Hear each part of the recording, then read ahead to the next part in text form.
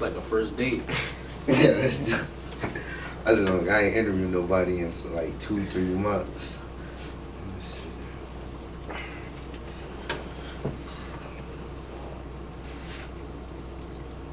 Okay, I'm ready when you're ready.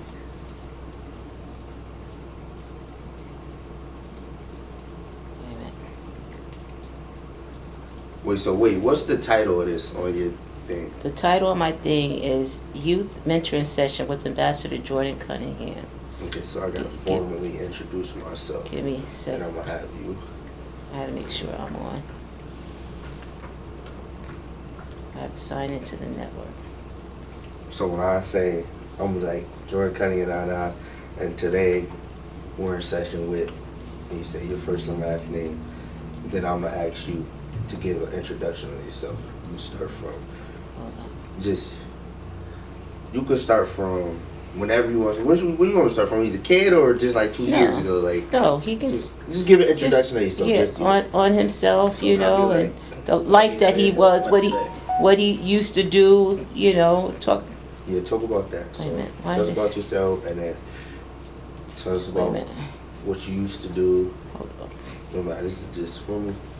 This is how we get more money, and this is how you get more money. Cause trust, people will be in contact with you and have all the time. Let's see if it go like.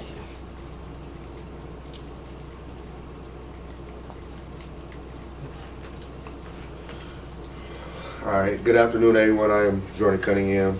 Today we are in session with Kobe Charles. Okay, now, Kobe, tell us a little bit about yourself. I'm 22. Young.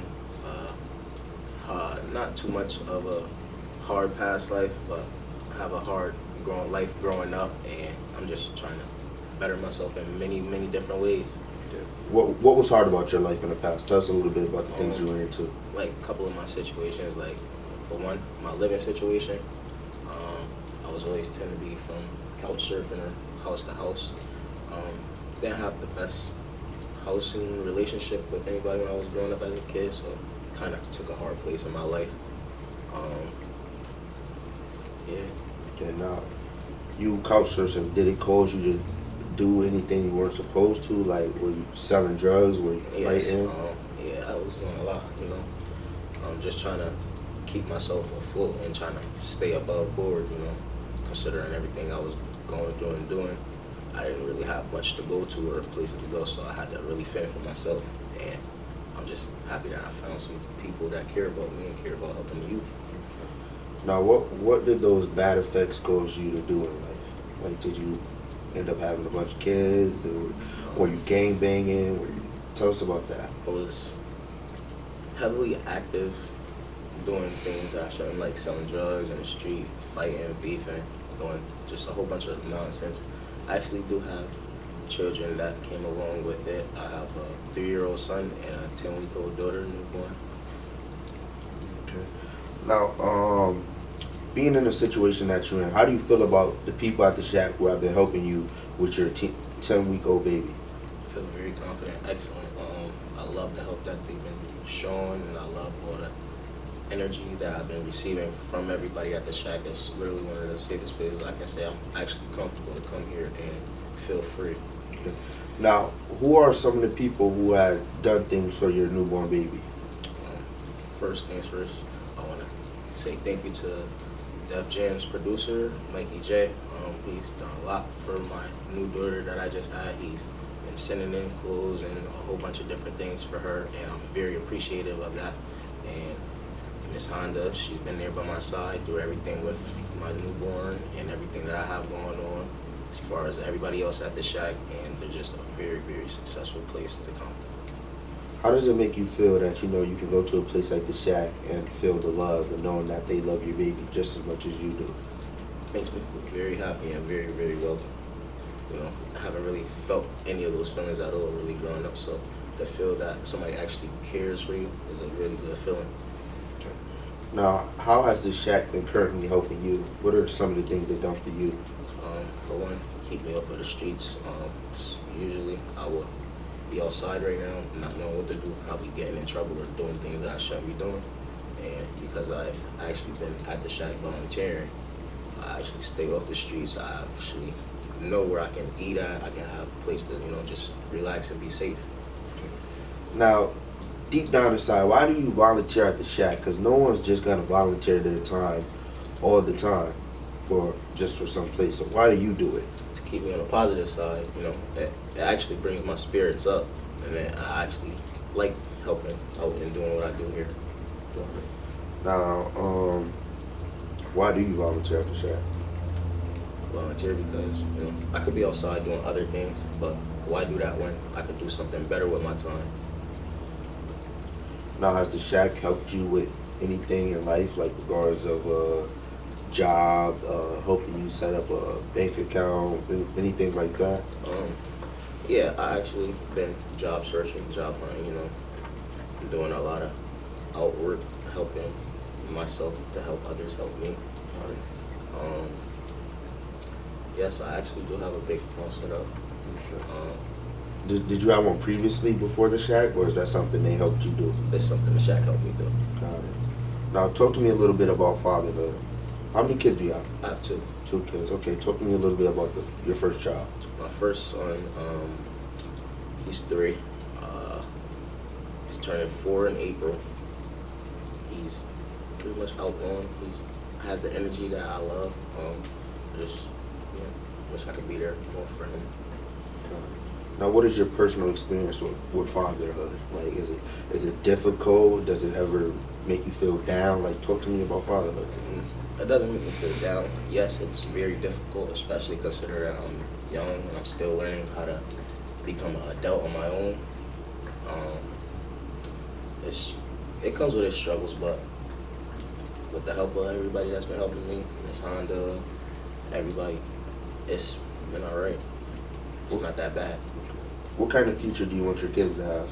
I want them to have an amazing future. I want my kids to go to college. I want them to be the best they can be in life. I want them to be better than I am, or be better than what I was growing up. Now, what are you going to do for yourself in order for them to have that good future? Stay on the right track, keep them focused, and just show them nothing but positivity. And show them that everything that happens in life, something always good will come out in life. Just put your mind to it. Now, you say you're going to stay on track. That's easier said than done. So how do you plan on staying on track? I plan on staying on track by continuing doing what I'm doing. Like, keep helping out, keep volunteering at the shack, helping do what I do. And just keep hoping and praying that eventually that I can find something that will work in for my favor for work, and just keep going from there and don't let go. Say there's another young man in a similar situation as you. What would you tell him about the shack to get him on board?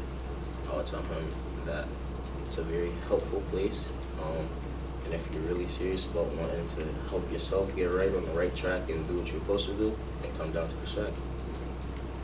Okay. Now, what are some of the things you're doing at the shack? Right now, I volunteer doing janitorial things, so I help clean up around the shack, inside and out, throughout the day. And like I said, it helps me stay off of the streets. I could be doing outside right now, just doing anything, selling drugs, fighting. But I choose not to. I'd rather be here than doing that. I don't want to do that with my life. Okay.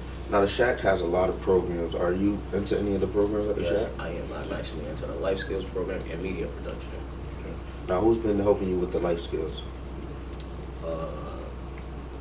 Not familiar with names, but Yeah. she's very helpful, and she actually got me up on the upper side with praying. Okay, got it. Now, does the other Miss Honda ever have a hand in any of this? Yes, Miss Honda has been helping a lot. Okay. I actually call Miss Honda whenever I need somebody to talk to her. If I don't feel like certain things are going right with me, I just give her a call. I know she's always going to be available to talk to me, and if not Miss Honda, I have a whole bunch of people at the shack that I can talk to. Got it. Now, what type of person is Miss Honda to you? She's a very outgoing and generous person, and nobody can take that from her ever. Okay. Now, do you guys have like a tight bond? Yes, I love Miss Honda. Why do you think you have such a tight bond with her? For one, because she actually listens to me and giving me a chance to show that I want to help. You say you listen to her, like she listens to you. Is there like in the past that has no one listened to you? Like, So you feel I feel like I never had a chance to speak, so it's like she gives me that opportunity to speak and speak freely on my life and my mind and everything that's going on. I actually haven't felt that type of comfortability to do that with anybody, so for me being able to do that with her, that's a lot. Now, talk to me about the kind of people at the shack. Are they loving? Do they hear you out? What do they do? Yes. You know, it depends. I can have a bad day. Everybody can comfort me, make me have the best day ever. I can come in very sad, and I can just be uplifted off of the energy that's here. It's nothing but positivity here, and that's exactly why I like it. Now, I hear people at the shack are like well fed. What are some of your favorite meals you ate at the shack, or like a meal you recall that was just top of the line at the shack? Earlier, What was earlier? had chicken, rice, cabbage. Ooh. Chicken, rice, and cabbage. Okay. Okay. Now, what time was that about? Do they feed you early? Like, as soon as you walk in the door, do you get a plate, or? Um, I got here about 9 this morning. I was over for something to eat, but I'm not really a morning eater, so. I hear you, definitely. But about lunchtime, got that. Had me almost hit the itis. Yeah, sleep-itis, about to fall asleep. Okay, so you said you were here at 9 in the morning. Are you used to getting up that early? Or you feel like that sound like the shack is starting to embed in you? I would say I'll be up or getting up around that time. I used to have a hard time sleeping at night, still kind of do. So it's like, but with the hours of me coming in at the shack at that time, it actually works out better for me because it actually tires me out now during my day. So that way, when I do leave and go, I can just have rest and wake up and get ready for the same thing. Got it.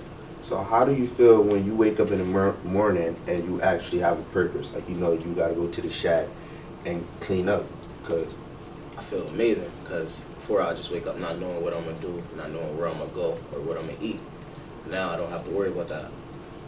I know what I'm going to eat. I know where I can go. I know what I can do anytime. Now, what are you looking for at the shack? Because everyone who comes here, they're looking for something. I'm looking for a better me, how to become a better father figure for my daughter, a better human, a better man on earth. And I'm also looking for a good job to help keep supporting myself and my children. Do you feel like you're changing since you've been at the shack? Yes, actually, a lot of things, there's been a few little incidents that has occurred, and I can tell that by me being at the shack and being around everybody, the outcome of those situations have been very different. Whereas if without the shack, if I never came, probably wouldn't be here. I'd probably either be dead or in jail.